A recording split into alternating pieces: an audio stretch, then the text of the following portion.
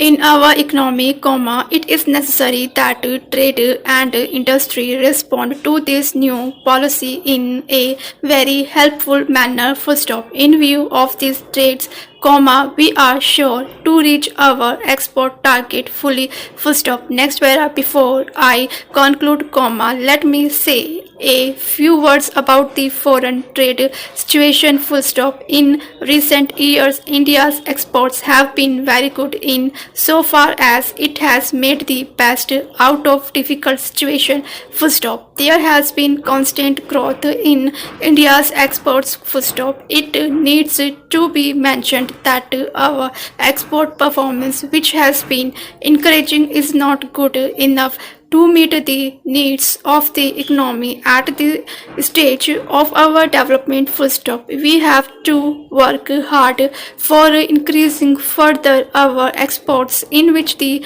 trade and industry will have to do a lot. Full stop. Next para. I am very hopeful that the discussions of this council would provide a valuable contribution to our important task of framing trade policies and economic policies in a more effective manner. Full stop.